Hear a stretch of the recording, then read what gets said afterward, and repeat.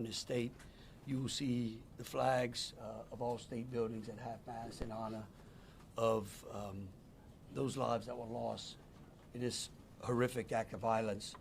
I also think that it's important to remember that what happened yesterday was akin to those who are old enough to remember jigsaw puzzles, and that you would take a 1,000-piece jigsaw puzzle and you empty the box, and you've got to start sifting through those pieces, and you want to start, if you're real good, you start at the corners, right? Try to put your corners together. And from yesterday to today, over 1,000 law enforcement agents and officers, men and women, have been poring over countless amounts of data, of videos, of surveillances, interviews, tracking down every possible lead that came to us, whether it was the New Orleans Police Department, the Louisiana State Police, the FBI, or our other federal agencies. Also yesterday, I issued an emergency declaration. That declaration was meant to streamline resources and communications between state, local, and federal partners. And we're seeing the results of it. I also would like to remind everyone that what's going on in this city and this state is twofold. We've got an active criminal investigation going on, while we're also continuing to secure the city in preparation for 3 o'clock kickoff time for the Sugar Bowl.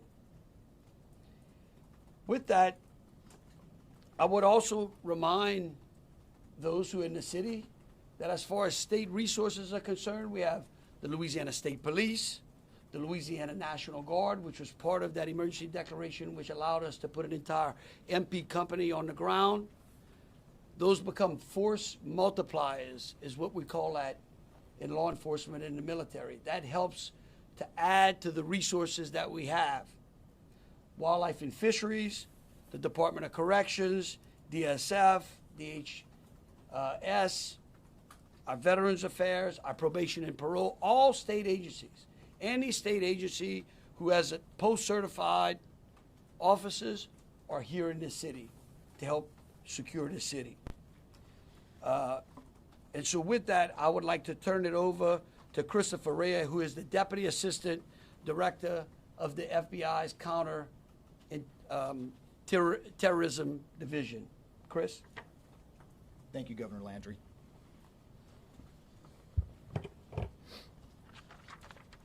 Good morning. I am FBI Deputy Assistant Director Christopher Rea. I'm from our Counterterrorism Division at headquarters. I'm also joined by Assistant Special Agent in Charge Alethea Duncan from our New Orleans office, who you heard from yesterday. I'm here to discuss not only the latest investigative information we have here in New Orleans, but I'll also let you know about other investigative activities outside of the state. I first, and most importantly, want to send our deepest condolences to the victims of this horrific attack and their loved ones. 14 innocent victims were killed in this senseless attack, and at least 35 are injured. We cannot ease the grief people in this community and across the nation are feeling at this time, but rest assured, we stand with you and in support of you. All the resources, and I'm going to go into that a little bit later, all the resources of the FBI are being focused on tracking down every piece of evidence, every lead, every interview, every potential lead we've got. While I won't be able to answer all your questions today, my goal is to be as forthcoming as possible with you on what we've uncovered so far. First and foremost, let me be very clear about this point. This was an act of terrorism. It was premeditated and an evil act. This was obviously a critical incident And with that, lots of information and tips come pouring in from law enforcement, first responders, and the public. We have been aggressively running down these tips and information. As you all know, that takes time, and we will continue to do so until every lead has been followed through on. This investigation is only a little more than 24 hours old. So I ask you to keep in mind that as I go through some of the specifics later. But at this point, currently, and this is another fact I want to be clear on, we do not assess at this point that anyone else involved in this attack except for Shamsa Din Jabbar, the subject you've already been briefed on. A little bit about what the FBI is doing. So we are surging people and assets to the area from across the region and across the nation. Special agents in multiple field offices across the country have been deployed and are assisting with potential aspects of this investigation and following up on every lead. Additional teams of special agents, professional staff, and victim specialists continue to arrive to provide more investigative power and assistance to the victims and their families. We've also forward deployed a number of our critical incident response group assets, including members of our hostage rescue team, special agent bomb technicians, and crisis management coordinators. In addition, we have deployed more evidence response technicians to continue to process the various scenes that we have. So far, we have received just over 400 tips from the public, and that information is being followed up on both here in New Orleans and across the country. Some of the tips are here in New Orleans, and there are other tips in other states across the country that we are following up on. The FBI team and our law enforcement partners here are also reviewing hundreds of hours of surveillance and other video from both the French Quarter and other locations. As for a timeline, at this point, investigators believe Jabbar picked up the rented F-150 in Houston, Texas on December 30th. He then drove from Houston to New Orleans on the evening of the 31st, and he posted several videos to an online platform proclaiming his support for ISIS. There were 5 videos posted on Jabbar's Facebook account, which are time-stamped beginning at 1:29 a.m. and the last at 3:02 a.m.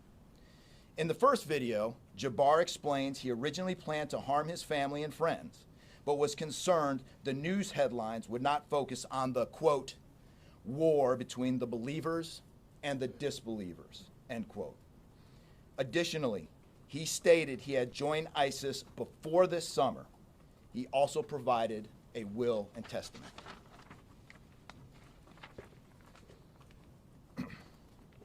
FBI and ATF. We have a couple different scenes at the location. We have released the scene at Bourbon Street. That scene has been released. We also have a scene off of Mandeville Address where we're currently searching that scene right now. FBI and ATF agents have secured that house, and that location is being searched for potential evidence. On New Year's morning, Jabbar opened fire after ramming through a blocked-off area of Bourbon Street, used his truck as a weapon to run over the victims. Teams of specially trained victim specialists, again, as I said, are on the ground here in New Orleans, assisting survivors of the attack and loved ones of the deceased. We do not believe the public is in any danger around any of these locations. 3 phones linked to Jabbar have been recovered, and digital media exploitation is a priority to see what is on the devices and determine if there are any other potential leads.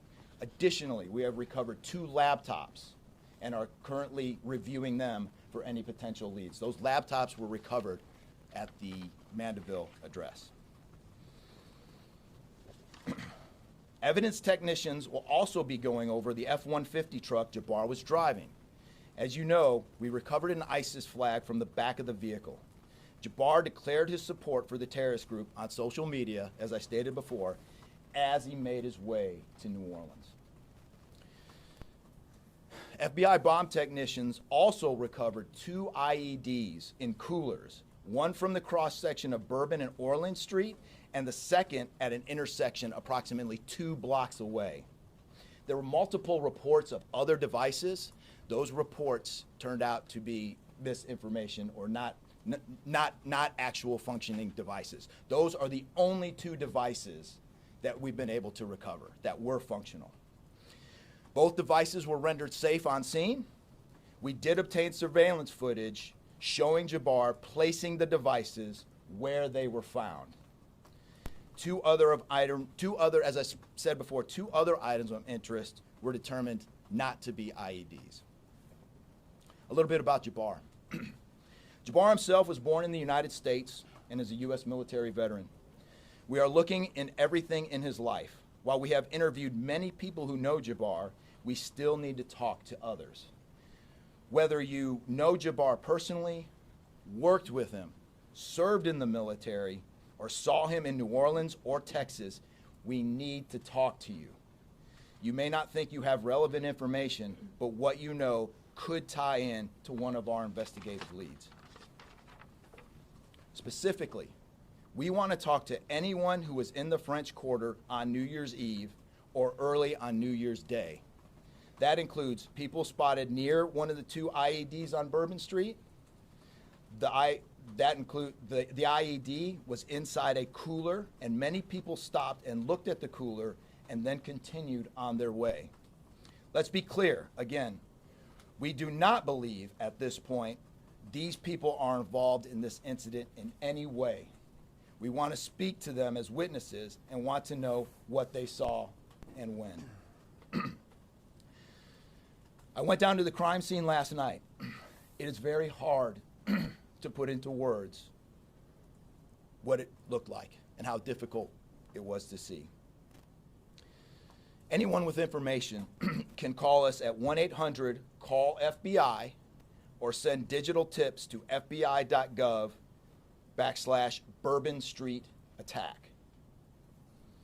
Early this morning, evidence response teams finished their work at the crime scene. Bourbon Street has been turned over to the city of New Orleans.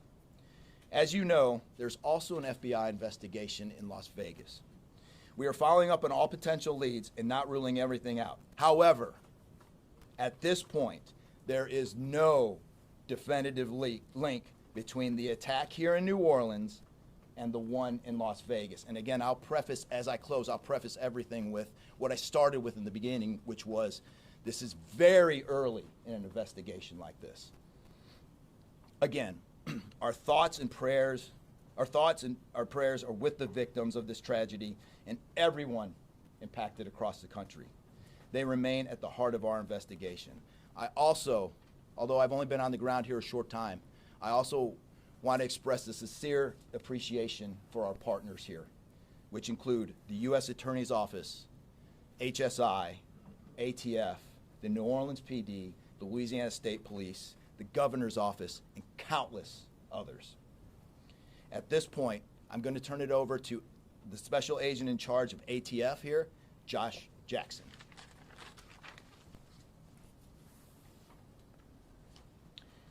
Hey, good afternoon. As stated, my name is Joshua Jackson. I am the Special Agent in charge for the ATF New Orleans Field Division. And ATF's primary mission is preventing, reducing, and solving violent crime throughout the United States and abroad. Solving part is the focus of this investigation. ATF resources that have been brought to bear to the city and to focus with our federal, state, and local partners have been our national response team. We spoke about the scene that's still being processed now. The national response team of ATF is a team of certified fire investigators, certified explosive specialists, fire engineers, electrical engineers. These folks will give us additional investigative leads to help the investigative team identify what happened at the location in Mandeville and identify how that fire started and move the investigation forward from there. Additional resources that ATF has brought to bear into the city. There's our ATF Special Response Team. This is a tactical team capable of handling any sort of enforcement operation. This team is deployed on set and ready for the Sugar Bowl today. This team is also made available to the Louisiana State Police and also New Orleans Police Department to assist with any efforts that they may have during this period.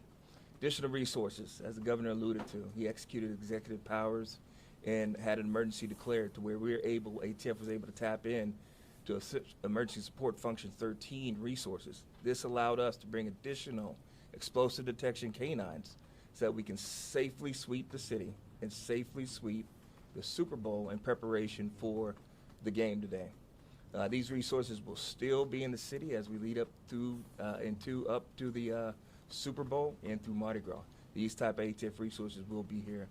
The last resources the ATF has brought to bear, and probably the most important one, is our victim witness coordinators. These folks come in and they provide resources to the victims and the family members that have suffered greatly during this tragedy. The entire city hurts, but the victims and the family members are in need of resources and care long after this investigation wraps up. This time next year to be hard for the families and friends who suffered during this event. So our victim witness coordinators are working with the FBI, the City of New Orleans coordinators to provide resources to these folks out here. And as we move forward, ATF will be committed.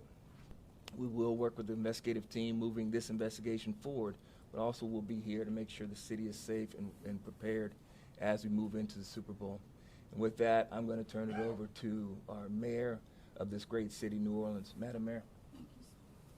Thank you so much. Well, good morning once again. And I just want to just echo my thank yous to the unified command of our law enforcement partners and at every single level, federal, state, and governor. Governor, thank you for your partnership. Yeah, thank you. I also want to thank the residents and the visitors of the city of New Orleans for your patience, for your support, and most of all, your prayers. Our hearts and prayers continue to go out to the victims' families, and the city of New Orleans, we're resilient. And as I stated on yesterday, my focus in terms of a priority has been on our victims. As you've heard, that yes, the FBI was able to clear Bourbon Street. And what that meant also for me in this city was that we were able to remove our victims, identify them, and notify their families. Real reverence. They mattered, the families matter, and matter to the city of New Orleans. In addition to that, I want to just thank again our federal partners in Washington, listening to my plea personally for the additional resources to allow for the scene to be cleared, and again, attending to our victims. I walked by each one, and I did the sign across in my own way, because reverence, again, is important. So while we have been able to have Bourbon Street returned back to the city of New Orleans, and the due diligence has been done, that then allowed me to give the go-ahead to begin the cleaning of Bourbon Street. That started happening in the morning about 2 a.m. It was completed before 8 a.m. this morning. But that has really set the tone, I would say, and with the confidence that I have in the law enforcement partners, all of the resources that have been activated, how we have made sure that safety continues to be our top priority, how our assets have been deployed strategically, again, for the safety and the protection of our visitors and our residents in the city. And because of that, the confidence is there to reopen Bourbon Street to the public prior to game time today. The first order will be to allow for vendors to come in and service the businesses. That's important in order for us to stand up activation, as you know, Governor. And so with that, I want to reassure the public that the city of New Orleans is not only ready for game day today, but we're ready to continue to host large-scale events in our city because we are built to host at every single turn. I want to, again, thank all of those who responded to the FBI's call for information and tips. As you heard, that has been useful. Continue to do that. The investigation is still active and absolutely under the FBI's leadership. We will continue to operate and cooperate as we always have. So I want to also thank all of our partners for the added resources for victim and crisis management. We know that that's, again, important. Working with our partner, the Greater New Orleans Foundation, we have set up a fund for our victims' families for not only today but into the future. As you heard, this is going to be a long process for our people.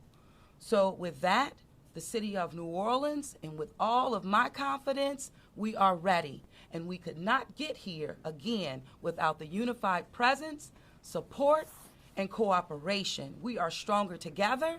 And I want to say again, thank you so much. Thank you, Governor.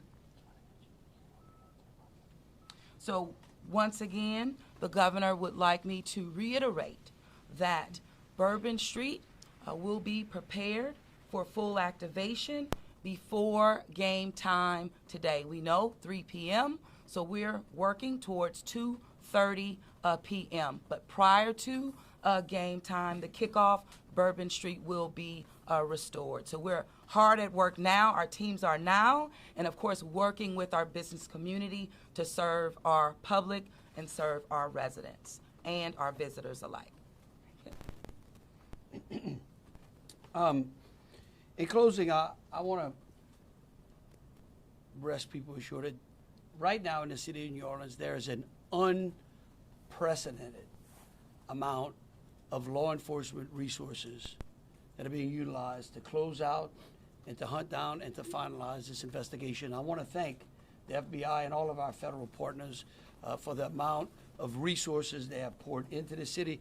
This type of event can happen in any city.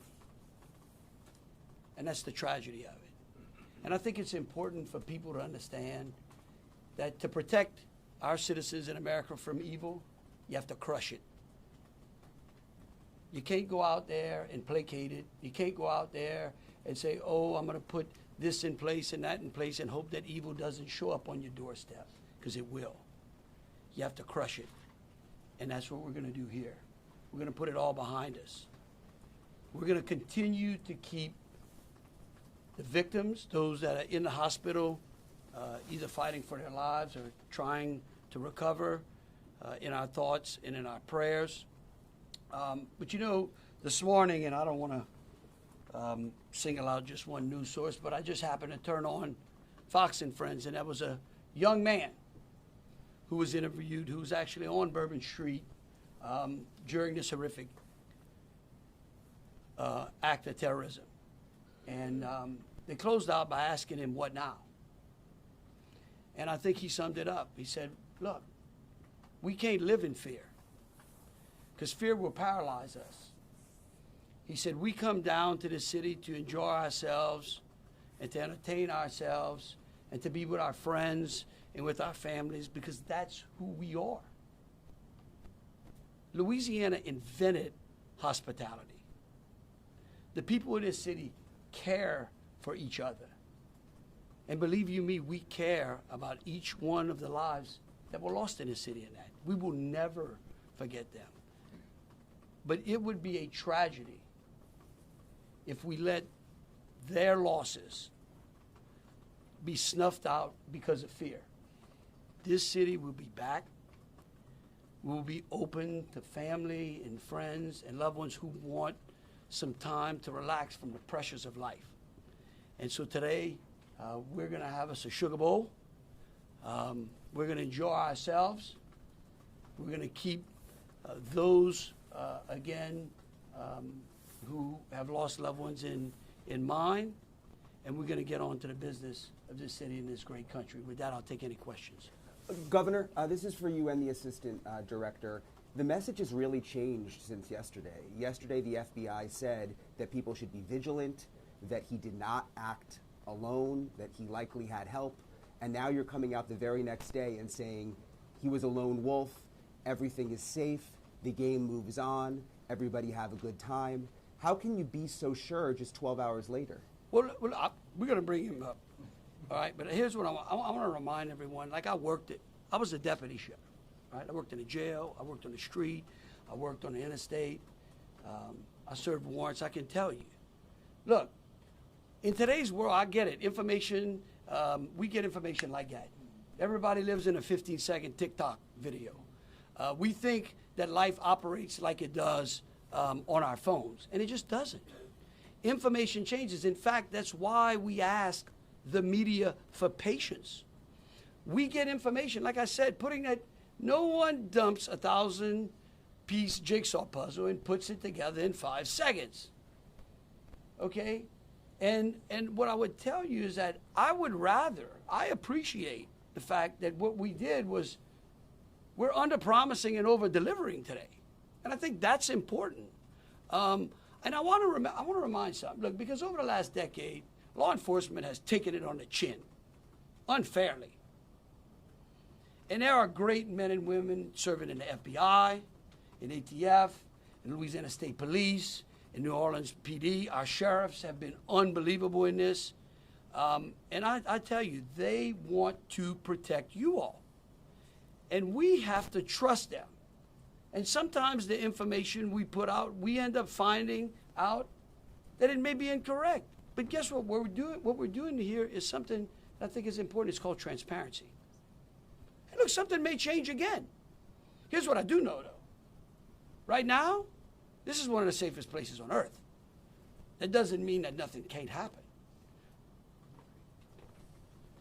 Thank you, Governor. And to echo exactly, I think the governor put it eloquently, as could be said. In a lot of these instances, I also had the opportunity to deploy to Boss Bomb, and I will tell you this is almost carbon copy to Boss Bomb as far as the inaccurate reporting that comes up. And what the governor said is we want to be transparent with the public. Years of the FBI not being transparent, we're being as transparent as we possibly can. And unfortunately, as we're being transparent, unfortunately for that, there is some information that we have to go back and recorrect. And in this particular incident, you heard the resources that we brought, that the other state and locals have brought. We've had 24 hours now to go through media, to go through phones, to interview people, to analyze those videos, analyze other databases. And after all of that, there's been hundreds and hundreds of leads done just in 24 hours. We're confident at this point that there's no accomplices. And I'll give you an idea of how that information sometimes, a lot of the early reports came out that there were extra people that were setting the coolers down, right? It turns out those were just patrons on the street that were looking inside the coolers, right? Well, we didn't know that at first, so we had to kind of track all that down and put that to rest. So that's just an example, one of the pieces of information, but there were other pieces of information that after we got our feet under us a little bit and on the ground here, we were able to put together a much more accurate picture of the subject and his attention. Just one follow-up. Was the suspect wearing a suicide vest?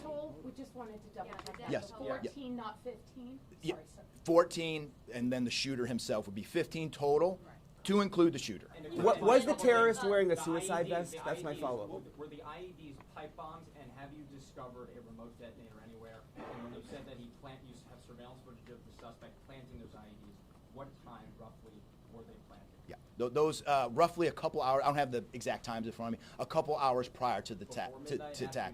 Probably after midnight. I want to say 1 or 2 in the morning, but I can't. Left the area and came back. Correct. That's our assumption now. I mean, we still have a lot to work through. We're getting more surveillance video and everything else, but that's the assumption. Was he wearing a suicide vest, sir? Sweeps being done on Bourbon Street. Would there have been canines out on New Year's Eve? Would there have been bomb sweeps done? Look, I as part of think, the regular precautions? let me just say this, and either Joe or Rob will correct me. Look, a bomb dog doesn't operate like a drug dog, right? On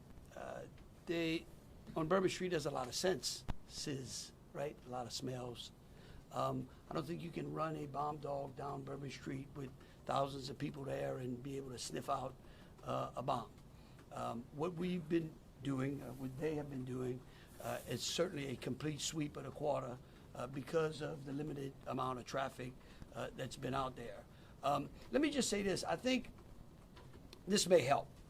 It would be my hope that as some additional time goes through, maybe closer to maybe the beginning of next week, we will, if we've got it to what extent buttoned up as we could, I would work with the FBI and the city, and maybe we can come up with a timeline to be able to get you those information, kind of walk everyone through from day one through. I think it's extremely premature, and you're really putting us on some speculative grounds to ask some of those questions, because again, it's only been 24 hours. I mean, can you imagine how far we've come in 24 hours? So, Was he wearing a oh, suicide vest? well, we'll go one at a time. What's being done to make Bourbon Street safer tonight than it was New Year's Eve? Are temporary bollards being brought in to block off the street, and why weren't those used on New Year's Eve? Well, look, here's what I'm going to say. Every time some bad guy does something like this, there's what we call an after-action review. Because again, nothing is 100%. We have reinforced the area. We have deployed some additional types of assets. I personally, it's up to the city or other, I don't like to give specifics because I don't like to tell the enemy what we got. But I can tell you we're in better shape than we were before. We have time for two more questions. What brought him down? Can you Say- speak to the Mandeville scene? And then we'll go to you. Some neighbors at that site told us they smelled smoke early in the morning. Was there a fire there? Any kind of burning happening? Yeah, Do you great. still believe that that fire happened after the suspect was killed? That's correct. Yeah, I'll move to 18. I do want to address the suicide vest question. I want to kill that one right away. Okay. There was no evidence that the subject was wearing a suicide vest at all. So I will turn the Mandeville stuff over to ATI. Yeah, as to the fire at the Mandeville scene, so our working theory now is that the fire started after Jabbar was already deceased. There's a lot of different ways that can happen. You could have different time devices. You could have a long cord that extended that time. You could also have pressure cookers that were put on top of the stove filled with gasoline, and then it went off. There's a lot of different ways to do it, but that is why our ATF National Response Team is here to answer those questions and get that investigative lead back to our team. So more to come on that. We're still processing that scene. We're out there right now. Are you But able we to understand type how he became radicalized over all of this time. What brought him to Bourbon Street? Do we understand? Was there any international travel involved? What led him down this path to this sort of radicalization? Sure, a lot of questions we're still asking ourselves. We know that he specifically picked out Bourbon Street. Not quite sure why. I mean, I think one can assume that it was lots of people New Year's Eve, with a target for an attack. That's the stuff in the coming days as far as that path to radicalization that we're really going to be digging into and making a priority of. So what I can tell you right now is that he was 100% inspired by ISIS, and so we're digging through more of the social media, more interviews, working with some of our other partners to ascertain just how to ascertain a little bit more about that connection. We're gonna do one more. Kate? Right there. You've had your hand up for a while. Yeah. Sir. Yeah, thank you. I appreciate it. Yeah. It's actually for Special Agent Ryan. Sir, I prefer those. I'm with you. in order to reassure people, would you be able to explain the analysis and evidence that has led to this most recent understanding that he was a lone actor and that there is at this point, at least from your understanding, no further danger to the public? Sure. I think a lot of that, multiple interviews, the hundreds of interviews that we've conducted so far, the social media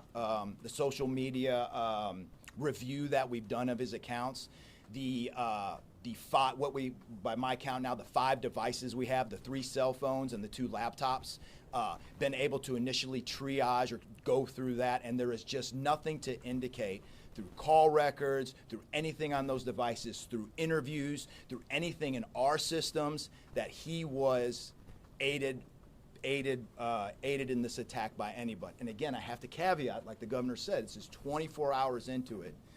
And that could change, but right now, we've got a much better picture and much more confidence on what we were dealing with than we were just 24 hours ago.